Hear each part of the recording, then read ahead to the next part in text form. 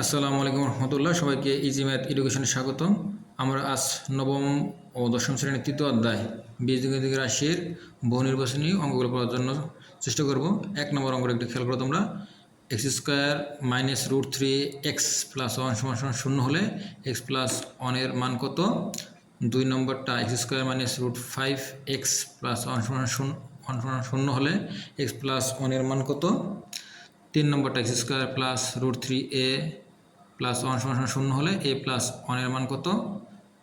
4 নম্বরটা Y square minus root seven Y plus one সমান শূন্য হলে ওয়াই প্লাস ওয়ান বাই ওয়াইয়ের মান কত?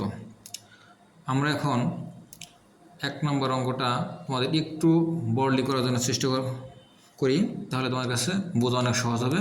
আসলে 1 নম্বর অঙ্কটা আমরা একটু দেখি। এই ধরনের অঙ্কগুলো খুবই গুরুত্বপূর্ণ। আমি বারবার একটা কথা বলতেছি, ক্লাস 7, 8, 9, 10 এবং এসএসসি পরীক্ষার জন্য এই ধরনের অঙ্কগুলো খুবই গুরুত্বপূর্ণ। আসলে আমরা 1 নম্বর অঙ্কটা একটু খেয়াল করে লক্ষ্য করি। X square minus root three X plus one সমান শূন্য হলে আমরা কী করছি? এক্স স্কোয়ার প্লাস ওয়ান লিখছি, আর মাইনাস রুট থ্রি এক্সটা ডান দিকে নিয়ে গেছে, হয়ে গেছে প্লাস রুট থ্রি এক্স। এখন আমরা ডান পক্ষ এবং বাম পক্ষকে আমরা এক্স দ্বারা ভাগ করব। ভাগ করলে কী হবে? আমরা ডান দিকে এক্স উপর এবং নিচে এক্স এক্স ভ্যানিশ হয়ে গেল, এই সাইডে থাকলো। আমরা যদি এক্স স্কোয়ারকে এক্স দ্বারা ভাগ করি তাহলে হবে এখানে এক্স, আর ওয়ান বাই এক্সকে আমরা এক্স দ্বারা ভাগ করে হবে প্লাস ওয়ান বাই এক্স সমান সমান ডান সাইডে হবে X plus one by X সমান সমান রুট থ্রি। তাহলে আমরা অঙ্কটা সারসংক্ষেপে কী বুঝলাম?